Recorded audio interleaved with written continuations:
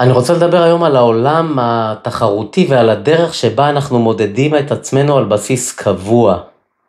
לא משנה איפה אנחנו נמצאים בעולם תחרותי ספורטיבי או בעבודה, הכל נמצא בתחרות כל הזמן, הכל נמצא בהשוואות, הכל נמצא במדידות, מטרות, יעדים, שאיפות, כל דבר ניתן למדוד, כל יום, כל רגע אנחנו יכולים למדוד. אצל שחקנים, כל דופק, כל דקה, כל רגע יכול להימדד על ידי כל מיני פרמטרים שאנחנו יכולים תמיד לראות ולמדוד את עצמנו על פיהם. אי אפשר להתכחש לצורך של המדידה כדי שנוכל כל הזמן להשוות ולמדוד ולראות איך התקדמנו, אם עשינו פעולות להתקדמות, אם השתפרנו, אם לא השתפרנו, מה ניתן להוסיף, מה ניתן לגרוע, זה בסדר. אבל ברגע שאנחנו כל הזמן משווים על בסיס קבוע, ואנחנו כל הזמן רוצים להתקדם, מה קורה ביום שאנחנו לא מתקדמים? אנחנו משווים, וכשאנחנו לא מתקדמים, אנחנו מתוסכלים וכועסים, ומבקרים אותנו, ואנחנו מבקרים את עצמנו, ואין לנו לא חמלה עצמית ולא חמלה כלפי אחרים שלא מתקדמים, וככה אנחנו לומדים לחיות החיים שלנו, וכל הזמן התודעה שלנו היא על בסיס של השוואה וביקורת כלפי עצמנו וכלפי הסביבה. זה כשאנחנו מודדים את עצמנו כל הזמן על בסיס קבוע. וכשאנחנו מודדים את עצמנו, אנחנו עושים את זה כמו על סרגל. בסרגל יש שנתות, את הקווים האלה. ואם התקדמתי, אז נהדר. אבל אם לא התקדמתי או נשארתי במקום, אז מה זה נחשב? לא טוב? רע? ואז אני שופט את עצמי ומבקר את עצמי. ואני כל הזמן מסתכל האם התקדמתי או לא התקדמתי. וכל הזמן על בסיס קבוע.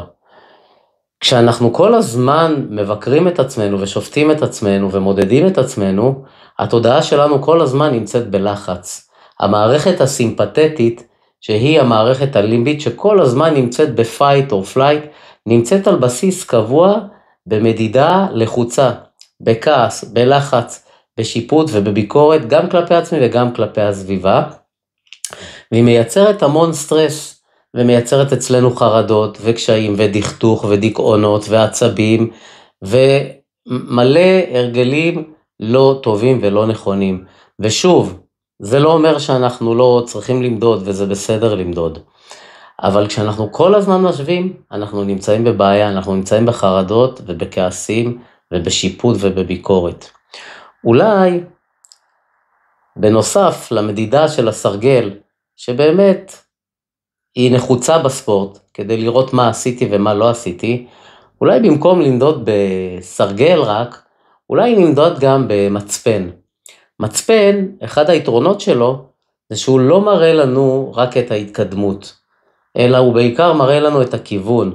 לפעמים אנחנו לא מתקדמים לפי הסרגל שרצינו, יש לנו פציעה, יש לנו קשיים, יש לנו מעבר למדינה חדשה, יש לנו מאמן חדש שלא תופס מאיתנו, יש לנו משהו שמטריד אותנו, מנטלי, פיזי, ואז אנחנו לא מתקדמים בסרגל, ואז אנחנו גם כועסים וחרדים ומודדים ובודקים.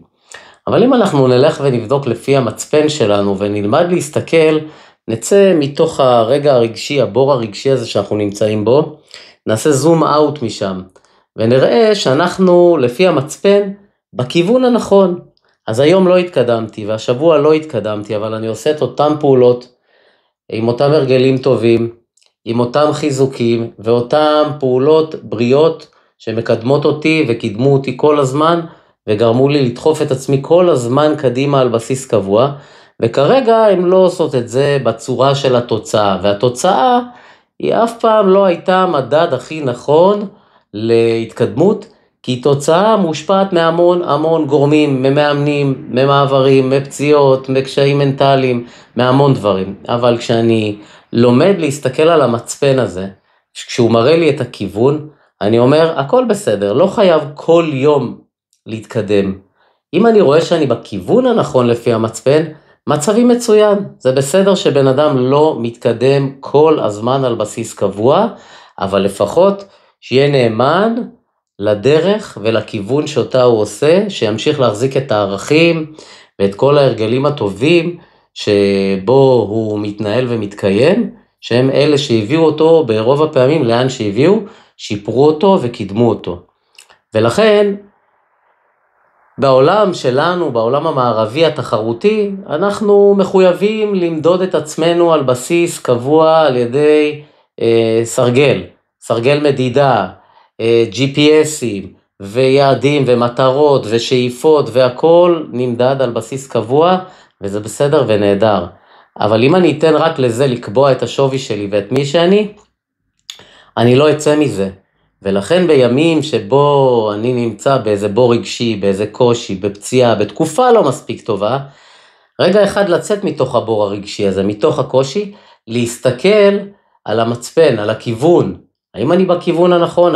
האם אני בדרך ליעד שלי? האם אני בדרך לגבעה, להר הזה שאני רוצה להתקדם אליו?